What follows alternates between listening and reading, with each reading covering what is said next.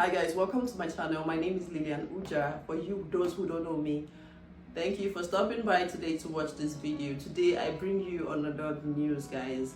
Canada and their ever-changing policies. Guys, this one hits me like, yeah, even though we've been hearing about policy changes, I never saw this one coming. Like, things keep getting tighter, and this has to do with the visitor's visa. Yes, it's no longer news, it's everywhere right now. Canada has decided to put a change on their visitor's visa. Now, Canada's visitor's visa is one of the most attractive visas in the world because it gives you opportunity to come into Canada multiple times just with one application. What this means in essence is that if you apply for a visitor's visa and you are considered eligible to come to Canada as a visitor and you are issued a visa, it means that based on the number of years on your passport at the time of your application, your visa will be issued up to that time. So what this means in essence is that you can get up to 10 years at a time, multiple entry into Canada. Now, when I first applied for visitor's visa before I even came to Canada, to join my husband. When I applied for visitor's visa, I had a passport for 10 years because my passport was just renewed. When the visa was given to me, I was given a 10 years multiple entry visa to Canada. It means that I can come into Canada and leave and come in as much as I want to without applying for another visa. Unlike the UK, when I went to the UK, I was given 6 months visa. So when I went to the UK and spent 1 month, I came back. And when I wanted to go again, it meant I had to apply again for a visa. And at this time, if you apply again, you might not even be given the visa. You see why Canada's visitor's visa was attractive? Now, the pain is that the government has now said that it will no longer be 10 years multiple visa. What they are saying now is that they are leaving the issuance of visas to the discretion of immigration aid officers. So what this means in essence is that every individual visa application will be reviewed independently by an immigration officer, and based on the purpose of visit and based on the discretion of the officer is allowed to give the applicant the visa maybe for a single entry or a short-term multiple entry. So no more 10 years multiple entry. Guys, it's a big blow because when it came, I saw this post sometime last week, and when the person made that post, he said it's getting hotter. Guys, it's really getting hotter.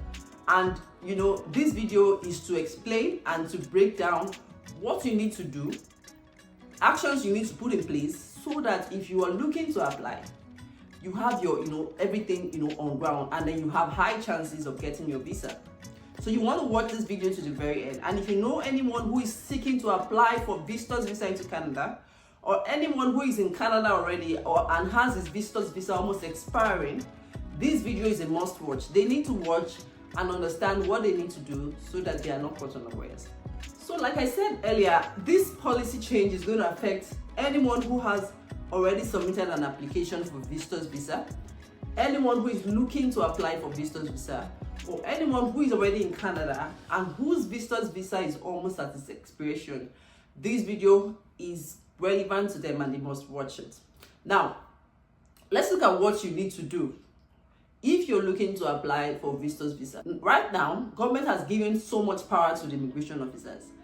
They can now decide on who gets a single entry visa or who gets a short-term multiple entry visa. This is based on their discretion, based on how they feel at the time of reviewing your application, based on if they are feeling good or they're not feeling good, based on your documents as well. So let's look at the things you should do. Let's look at the actions you should put in place so that if you're looking to apply, you'll know that you have high chances of getting into Canada as a visitor. The first thing is your purpose of visit. What is your purpose of visit? Why do you want to come to Canada as a visitor? Do you want to come here on a conference? Do you want to come here, for an event? What exactly is bringing you to Canada? Are you coming to visit a family member? Will your visits be often? Will it be frequent? All of these things we put in consideration to know if you're going to be allowed to come into Canada. Let's take, for instance, you're coming to visit a sick family member or an ill family member. If you are coming to visit someone who is ill and is your family member, and you have solid proofs to show that this person is ill, medical evidences from Canadian hospitals here showing that this person is ill and needs help, needs support, then your chances of coming into Canada as a visitor is higher. You need to show all of these proofs while you're applying for your visitor's visa. And for such person, you might be given multiple entry because you will need to be coming and going just to support that family member. But remember, this is still at the discretion of the visa officer. The second thing you want to think about is your financial stability. This is not talking about just money in the bank. We are not talking about how much you have in the bank. Everyone knows how people gather from proof of funds. So no one is looking at how much money you have in the bank. But they are looking at the outflows and the inflows in your accounts for a period of time. Sometimes they consider 6 months. Sometimes they want to see as longer than 6 months. So they want to see the inflows and the outflows. So not necessarily money sitting in your account, but money going out and money coming in. That shows financial stability. That shows this person is doing something. Financial stability can also be a good job, a good employment, right? You have a job with a good pay. That can prove to these people that you are not coming to Canada to run away. That you are coming to Canada as a visitor and you will go back to that job because you have a good job back in your home country. So you want to show proof. If you have a HR, you want to get someone to write on your behalf that you are coming for a visit for so time. They are aware that you're going to be away from your work for so time, and they have a replacement for you while you're away, and you are one of their trusted, staff. You are one of their, good staff, great staff that you don't want to lose. All of these things will give, backing and evidence that this person is so that this person is not going to leave what he has and stay in Canada. And for someone who has a business they do back in their country, you want to show proof of this business. You want to show how strong this business is back in your home country. So some of the things you can do is show proof of your business account. So aside from showing your personal account statements, you want to show your business account statements, showing transactions. You can back those payments in your statement with receipts or invoices from business transactions you have carried out for customers. If you have an online presence, you can show proof with an online presence. These are some of the things I did. So I'm talking from personal experience, right? You can show proof of your business online. You can show proof of communications with customers, orders placed, proof. All of these things show that this person has something valuable they're doing back home. This person is not going to leave. So what I did, some of the things I did was my huge transactions, right? Those huge transactions I closed.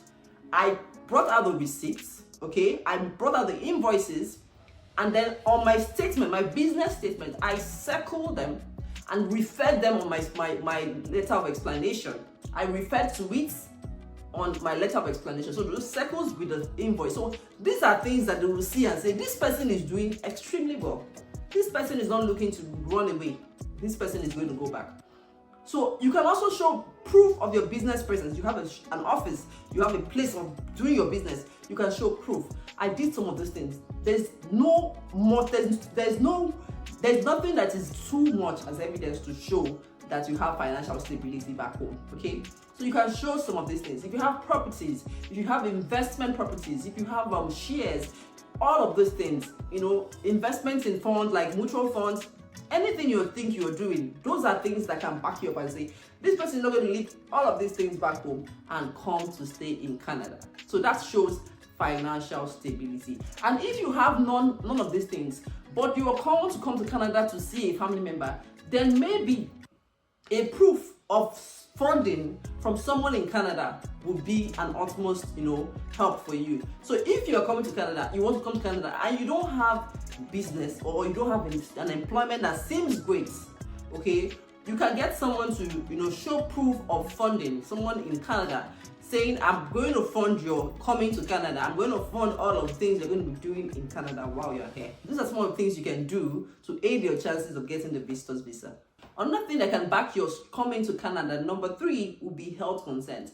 Maybe you're coming to support, like I said, a family member in Canada who has health challenges and who can show proof that they have, health challenges, like medical reports from Canada, showing that they need support of some sort from a family member.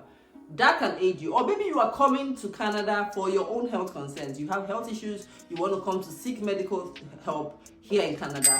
That can be a great way to, get a visa, because you can be given consideration. That is like, they can give you priority because, of course, you want to get their service. You also want to bring money into their country. So those are some of the reasons, some of the ways to aid your chances to come to Canada. And the first one will be ties to home country. Now, ties to home country is one strong point that I wanted to think about. Now, ties to home country shows that you have so much that is tying you back to your home country that you cannot afford to be away from your home country for too long. Now, some of those things will be properties. You want to show properties, even if it's not a house, maybe it's not a building, but it's a land. Landed properties are properties, shares, investments in mutual funds, aged family members. Say you have parents that are old, that's a strong tie to your home country, because they feel like you cannot leave these people, abandon these old people and stay away from them. You want to go back, okay? So you have old parents, you want to use them as your strong ties. And when you're using your parents as strong ties, you're not just going to mention it in your statement, your letter of explanation that I have old parents back home. No, you want to show the proof. You want to show their birth certificates. You want to show pictures of your parents, you and your parents, of course. Not just one, several pictures. So that it's not like it's staged, okay? So these are some of the ways to back your visitor's visa and make sure you get the visa.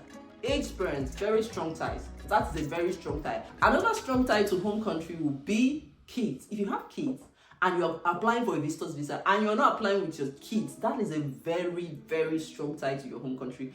That is one way of also ensuring or, giving the visa officer confidence that this person is going to go back, okay? Yeah, that is one way. So if you have kids, you can use them. Now, that is why a lot of people who are single do not really get visitor's visa as much as those who have family members or who are married. That is one thing I have seen. It's one thing I've seen, because I feel like a single person has less to worry about. A single person has nothing to look back most times, right? Most times, that's what they think about. So if you have kids, that is one way to show ties to home country. Another point to consider will be your travel history. So the government wants to see that you travel to other countries. You're not just waking up from your sleep and you're applying to Canada.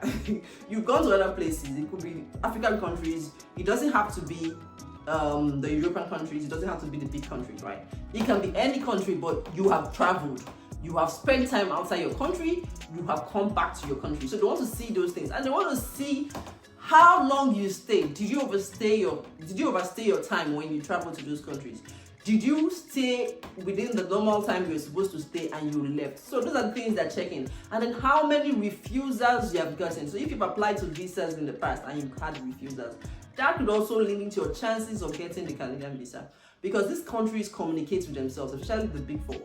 Australia, US, and United States and Canada, they communicate with themselves. So if you have refusals in any of these countries, the chances of getting into Canada might be slim. So you want to check all of these things. Now, all of these things I mentioned, I think I gave you like 5 points, right? 5 points you should look at. I can do a detailed video of what I used in my application when I was applying for visitor's visa. The document, because I submitted documents, right? I submitted really lots of documents. I can actually do a detailed video of that, okay, giving you the checklist of what I used. If you want, please let me know in the comment section. If you want me to do some that video, I can do that video for you to help you. Now, I gave you 5 points already. All of these points I've given to you today is because I need you, if you are looking to apply to Canada for a visitor's visa, or if you're already in Canada, your visitor's visa is about to expire, I need you to go back to the drawing board and re-strategize using those points I have mentioned today in this video, so that you can have a higher chance of being considered by the visa officer. Remember, like I said earlier, it's at the discretion of the visa officer. But then with God, all things are possible. We know this, so we trust God that after doing our part, God would, do the rest. Thank you so much for coming to watch this video. I really do appreciate your time. I will see you on the next one.